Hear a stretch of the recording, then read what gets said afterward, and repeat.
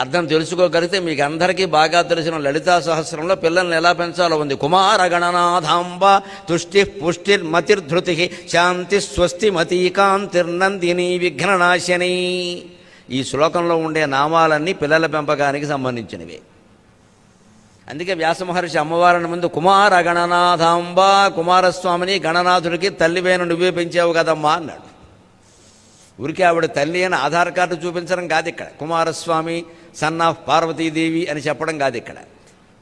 కుమార గణనాథాంబ, కుమారునికి గణనాథునికి నువ్వే తల్లివి అన్నాకేం చెప్పాడు? తుష్టి పుష్టి మతి ధృతి శాంతి స్వస్తిమతి కాంతి నందిని విఘ్ననాశిని. ఇన్ని నామాలు చెప్పాడు వరుసగా. అక్కడే ఎందుకు రావాలి ఇవి? అక్కడే ఉంటుంది సమన్వయం. కుమార గణనాథాంబ తుష్టి పుష్టి. ముందు పిల్లలు తుష్టిగా ఉండేలా పెరగాలి, పుష్టిగా ఉండేలా పెంచాలి. శారీరక ఆరోగ్యం పుష్టి ప్రధానం. వాళ్ళకి బలమైన ఆహారాన్ని పెట్టాలి. 80 ఏళ్ల వాడికి పెట్టినట్టు 8 ఏళ్ల వాడికి పెడితే కుదరదు. కాస్త పెంచి పెడుతూ కొద్దిగా పెంచుతూ ఉండాలి వాళ్ళ ఆహారాన్ని. అంచేది పిల్లల్ని ఎలా పెంచాలంటే ముందు పుష్టి, శారీరకంగా పుష్టిగా ఉండాలి. ఆడా మగ తేడా చూపించకూడదు. తుష్టి, వాళ్ళు సంతుష్టిగా కూడా ఉండాలి. తుష్టి అంటే తృప్తి అని కూడా అర్థం ఉంది, దయచేసి గమనించాలి. వాళ్ళ మనోభావాలు దెబ్బతినకూడదంటూ వాళ్ళు ఏదంటే అది చేసేయడం కాదు. తుష్టి అంటే సంతుష్టి, సంతృప్తి, సాటిస్ఫాక్షన్. దీంతో తుష్టి పడమని చెప్పాలి. నువ్వు వాడేటువంటి ఫోన్ అత్యవసరమైతే నీకు 5,000 ఫోన్ చాలు, 10,000 ఫోన్ చాలు, 25,000 ఫోన్ అవసరం లేదని చెప్పాలి. అంటే పుష్టి ఉండాలి శారీరకంగా. మనస్సుకు తుష్టి, సంతోషం కలగాలి, సంతృప్తి కూడా ఉండాలి. తుష్టి పుష్టి మతి, వాళ్ళ తెలివితేటలు పెరిగేలా పెంచాలి. ఇవాళ విద్యా వ్యవస్థలో పెద్ద లోపం, తెలివితేటలు పెరిగే అవకాశం లేదండి. పాఠం వారే చెబుతారు, అన్ని బోర్డు మీద వారే రాస్తారు, దానికి మళ్ళీ నోటుబుక్ ఒకటి ఇస్తారు, అవి వాళ్ళ దగ్గరే అమ్ముతారు, అవన్నీ అవే కొనుక్కోమంటారు, అందులోంచే పరీక్షలు పెడతారు, రాసేయమంటారు, దానికి మళ్ళీ 4 సమాధానాలు ఇస్తారు, మల్టిపుల్ చాయిస్ అని. ఏదో ఒకటి టిక్కు పెడితే చాలు. ఈ వ్యవస్థలో ఎప్పుడూ తెలివితేటలు పెరిగే అవకాశం లేదు. ఖచ్చితంగా ఒక జటిలమైన పద్యమో సమస్యో ఏదో ఇచ్చి దాన్ని వాళ్ళని ఆలోచించమనాలి సొంతంగా. ఇంట్లో కూడా మనం అటువంటి పొడుపు కథల ద్వారా పరీక్షలు పెట్టాలి పిల్లలకి. అంతేకాదు కౌమార వయస్సులో మనం నేర్పాల్సింది పిల్లలకి, వ్యాసుడు చెబుతున్నాడు లలితా సహస్రంలో, ధృతి, ధైర్యం ఉండాలి. చీకట్లోకి వెళ్ళొద్దని చెప్పకూడదు, టార్చిలైట్ పట్టుకుని వెళ్ళమని చెప్పాలి. పాములు కరుస్తాయి, తేళ్లు కుడతాయి అని భయపెట్టకూడదు. కరిస్తే ఏం చేయాలో, కుడితే ఏం చేయాలో, కుట్టకుండా ఎలా తప్పించుకోవాలో, కరవకుండా ఎలా తప్పించుకోవాలో చెప్పాలి. చీకట్లోకి వెళ్ళొద్దని చెప్పాను, చీకట్లోకి వెళ్ళొద్దని చెప్పాను, రేపు జీవితం అంతా చీకటి అయిపోతుంది, వెళ్లకుండా ఎలా ఉంటాడు? చీకట్లోకి వెళ్ళాలి, కానీ లైట్ తీసుకుని వెళ్ళాలని చెప్పాలి. అంచేది చీకట్లోకి వెళ్ళమని చెబుతున్నట్టే అక్కడ ఖచ్చితంగా లైట్ తీసుకుని వెళ్ళు, ఏమి ఇబ్బందులు, ఏమో వెతుక్కో, ఎంతసేపు వెతుక్కుంటావు, కానీ చూసుకో, ఇది కరవకుండా చూసుకో, కుట్టకుండా చూసుకో.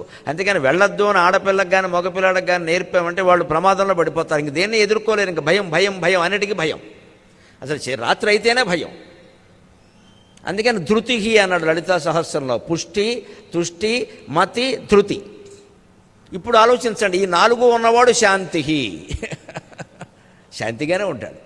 ఎందుకంటే వాడికి ఏ సమస్య వచ్చినా మతి, తెలివితేటలతో, ధృతి, ధైర్యంతో పరిష్కరించుకుంటాడు. వాడికి శారీరక పుష్టి కూడా ఉంది, మనస్సులో సంతృప్తి ఉంది. ఇక సమస్యలు వాడిని ఏం చేస్తాయండి? ఆడైనా మగైనా ఎవరినైనా. ఎంత చక్కగా చెప్పాడు లలితా సహస్రంలో. కుమార గణనాథాంబ తుష్టి పుష్టిర్మతిర్ధృతి శాంతి. ప్రత్యేకించి అమ్మాయిల్ని పెంచే విధానం చెబుతాడు. స్వస్తిమతి కాంతి నందిని. నందిని అంటే కుమార్తె, నందనుడు అంటే కుమారుడు. అమ్మాయిల్ని పెంచే విషయంలో కాస్త శాంతికి ఎక్కువ ప్రాధాన్యం ఇవ్వండి. దెబ్బలాడేయకుండా కాస్త శాంతంగా ఉండడం ఎక్కువ నేర్పండి. మగ ఆడ ఎవరికైనా ఒకటే. కాస్త శాంతంగా ఉండమ్మా, నెమ్మదిగా ఉండాలమ్మా, లేకపోతే కాపురం చేసుకోవడం కష్టం అమ్మా అని చెప్పాలి. అదే శాంతికి. స్వస్తిమతి, అప్పుడు ఆ ఇంట్లో స్వస్తి, శుభం జరుగుతూ ఉంటుంది ఎప్పుడు కూడా. కాంతి, అమ్మాయిల విషయంలో అలంకారం కూడా అవసరమే. కాంతికి అంటే తేజస్సు. అబ్బాయి ఊరికే జుట్టు దువ్వుకుని బయటికి పోతే పర్వాలేదు, అమ్మాయిలు కాస్త అలంకారం చేసుకుంటారు, చేసుకోనిచ్చు, అతి కాకుండా ఉంటే చాలు. శాంతి స్వస్తిమతి కాంతి, అందరికీ సమానమే అన్నీ. కానీ కాస్త శాంతి కాంతి విషయంలో ఆడపిల్లల పట్ల ప్రత్యేక శ్రద్ధ చేయండి. నందిని, అందుకే కుమార్తె అని చెప్పాడు. అప్పుడు విఘ్ననాశిని, ఇంకా అమ్మాయి ఎక్కడున్నా ఎటువంటి ఆటంకాలు ఉండవు, అన్ని పనులు జరుగుతాయి. మీరే ఆలోచించండి, తుష్టి పుష్టి మతి కాంతి శాంతి ఇన్ని ఉన్నాక స్వస్తిమతి ఉండడం కాంతి ఉండడం విచిత్రమా? తప్పకుండా ఉంటుంది.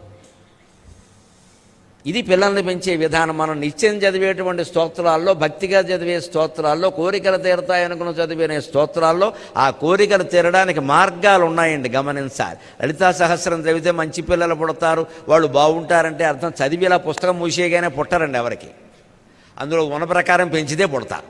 ఉన్న ప్రకారం పెంచాలంటే ఏముందో తెలియాలి కదా, ఊరికే చదువుకుంటూ పోతే ఏం తెలుస్తుంది?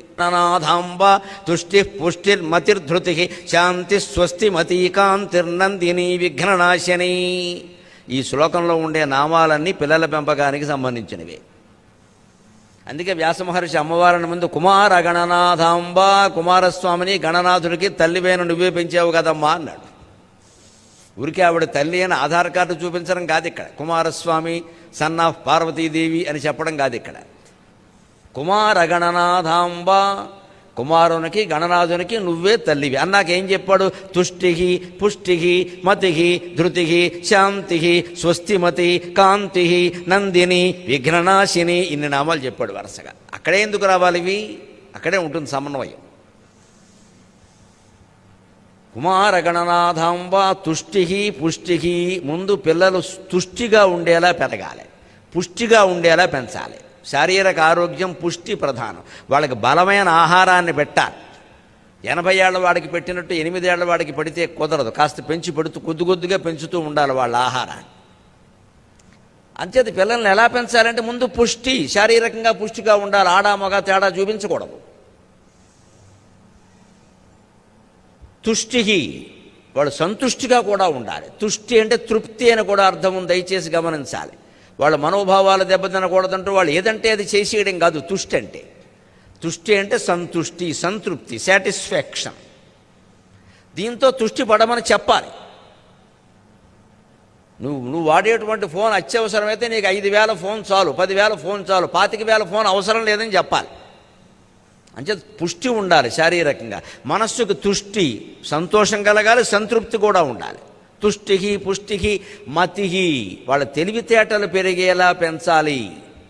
ఇవాళ విద్యా వ్యవస్థలో పెద్ద లోపం, తెలివితేటలు పెరిగే అవకాశం లేదండి.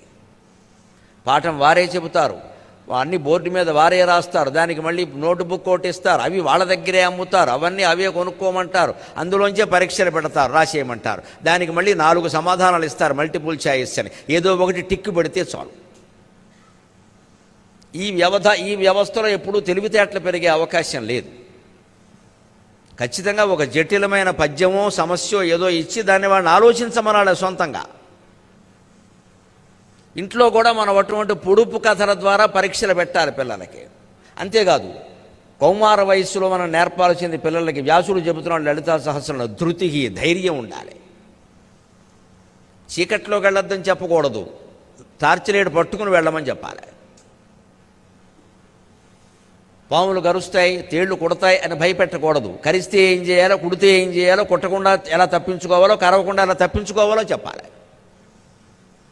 చీకట్లోకి వెళ్ళొద్దని చెప్పాను, చీకట్లోకి వెళ్ళొద్దని చెప్పాను, రేపు జీవితం అంతా చీకటి అయిపోతుంది, వెళ్లకుండా ఎలా ఉంటాడు? చీకట్లోకి వెళ్ళాలి, కానీ లైట్ తీసుకుని వెళ్ళాలని చెప్పాలి.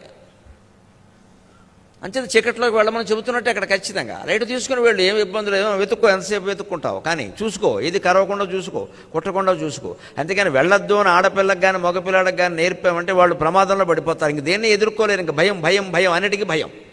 అసలు రాత్రి అయితేనే భయం.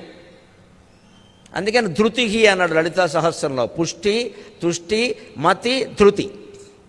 ఇప్పుడు ఆలోచించండి, ఈ 4 ఉన్నవాడు శాంతి, శాంతిగానే ఉంటాడు. ఎందుకంటే వాడికి ఏ సమస్య వచ్చినా మతి తెలివితేటలతో, ధృతి ధైర్యంతో పరిష్కరించుకుంటాడు. వాడికి శారీరక పుష్టి కూడా ఉంది, మనస్సులో సంతృప్తి ఉంది. ఇక సమస్యలు వాడిని ఏం చేస్తాయండి? ఆడైనా మగైనా ఎవరినైనా. ఎంత చక్కగా చెప్పాడు లలితా సహస్రంలో, కుమారగణనాథాంబ తుష్టి పుష్టిర్మతిర్ధృతి శాంతి. ప్రత్యేకించి అమ్మాయిల్ని పెంచే విధానం చెబుతాడు. స్వస్తిమతి కాంతి నందిని. నందిని అంటే కుమార్తె, నందనుడు అంటే కుమారుడు. అమ్మాయిల్ని పెంచే విషయంలో కాస్త శాంతికి ఎక్కువ ప్రాధాన్యం ఇవ్వండి. దెబ్బలాడేయకుండా కాస్త శాంతంగా ఉండడం ఎక్కువ నేర్పండి. మగ ఆడ ఎవరికైనా ఒకటే. కాస్త శాంతంగా ఉండమ్మా, నెమ్మదిగా ఉండాలమ్మా, నెమ్మదిగా ఉండాలమ్మా, లేకపోతే కాపురం చేసుకోవడం కష్టం అమ్మా అని చెప్పాలి. అదే శాంతికి. స్వస్తిమతి, అప్పుడు ఆ ఇంట్లో స్వస్తి, శుభం జరుగుతూ ఉంటుంది ఎప్పుడు కూడా. కాంతికి, అమ్మాయిల విషయంలో అలంకారం కూడా అవసరమే. కాంతికి అంటే తేజస్సు. అబ్బాయి ఊరికే జుట్టు దువ్వుకుని బయటికి పోతే పర్వాలేదు, అమ్మాయిలు కాస్త అలంకారం చేసుకుంటారు, చేసుకోనిచ్చు, అతి కాకుండా ఉంటే చాలు. శాంతి స్వస్తిమతి కాంతికి, అందరికీ సమానమే అన్నీ. కానీ కాస్త శాంతి కాంతి విషయంలో ఆడపిల్లల పట్ల ప్రత్యేక శ్రద్ధ చేయండి. నందిని, అందుకే కుమార్తె అని చెప్పాడు. అప్పుడు విఘ్ననాశిని, ఇంకా అమ్మాయి ఎక్కడున్నా ఎటువంటి ఆటంకాలు ఉండవు, అన్ని పనులు జరుగుతాయి. మీరే ఆలోచించండి. తుష్టి పుష్టి మతి కాంతి శాంతి ఇన్ని ఉన్నాక స్వస్తిమతి ఉండడం కాంతి ఉండడం విచిత్రమా? తప్పకుండా ఉంటుంది. ఇది పిల్లల్ని పెంచే విధానం. మనం నిత్యం చదివేటువంటి స్తోత్రాల్లో, భక్తిగా చదివే స్తోత్రాల్లో, కోరికలు తీరతాయనుకుని చదివే స్తోత్రాల్లో ఆ కోరికలు తీరడానికి మార్గాలు ఉన్నాయండి.